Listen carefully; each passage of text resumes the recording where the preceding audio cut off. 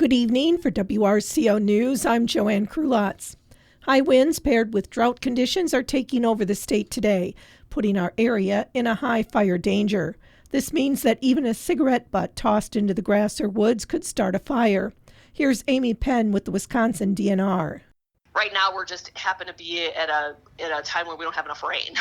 So just sort of a little bit of a dry spell. So that's really what's going on right now, is it's a dry spell. This week, we actually have had a couple fires started from mowing operations, so it has to be pretty dry before that can cause a wildfire. So it's kind of where we are. Got dry leaves, the things are drying out in the woods, but before the snow falls, there's this period, again, where we tend to have elevated fires, whether that's from people burning debris or, warming fires when hunting. Using equipment, there are a lot of causes, but number one cause is debris burning. The second cause is usually equipment. Winds are gusting up to 30 miles per hour and can rapidly spread a spark.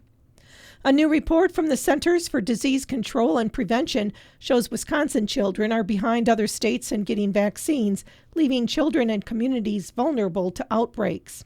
Using data from the Wisconsin Department of Health Services, the CDC compared the vaccination rates of kindergartners for the 2023-24 school year to data from other states and found Wisconsin children are behind in important childhood vaccines, including polio, pertussis, diphtheria, and tetanus, and measles, mumps, and rubella. Most notably, the report shows only 84.8% of Wisconsin kindergartners were up to date on their MMR vaccine, while nationally, 92.7% of children have received the MMR vaccine. As a result of that decline, diseases like measles and pertussis have increased across the U.S. in recent years.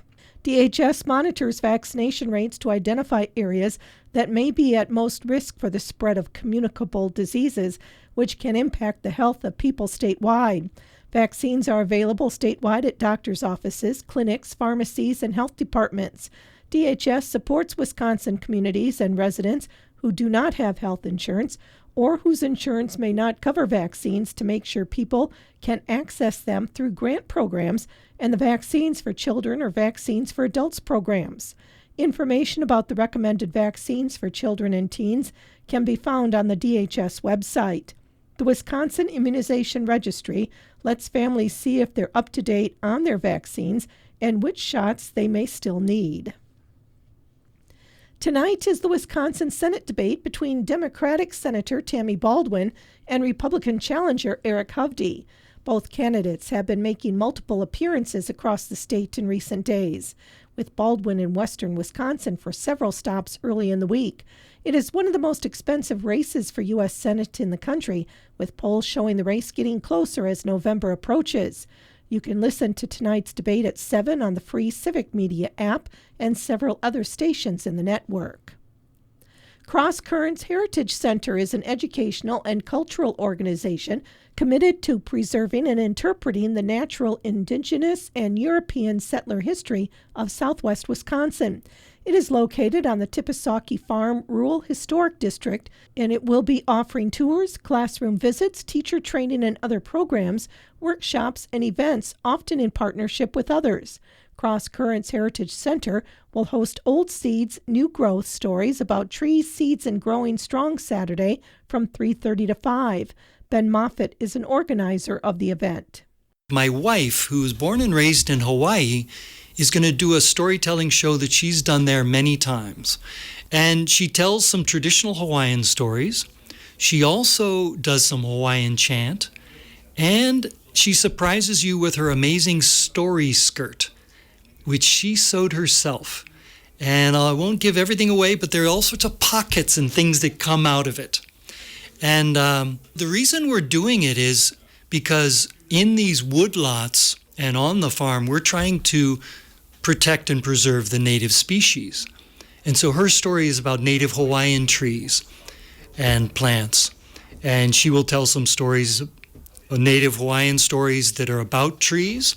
Janine Oshiro's program is for families with children 5 and older, but all are invited to attend. But if you're an adult and just young at heart, you will enjoy it anyway, because it was really designed for adults. And then she kind of spiced it up for kids. The program will be held in the old house, which means seating is limited to 25. If you are interested in attending, it is best to RSVP. Send an email to crosscurrentsheritage@gmail.com. crosscurrentsheritage@gmail.com. There's more information at crosscurrents.org and at our Facebook page, Cross Currents Heritage Center. The farm is located at 14640 State Highway 60 near Port Andrew. It is the first farm west of the Blue River Bridge. The Wisconsin Department of Natural Resources invites the public to participate in candlelight events this fall and experience state-managed properties in a new light. State parks, forests, trails, and recreation areas provide the perfect backdrop for enjoying autumn in Wisconsin, especially at night. This fall's candlelight events are underway and will be held through November 2nd. Candlelight hikes are held on trails illuminated by candles, torches, or similar light sources.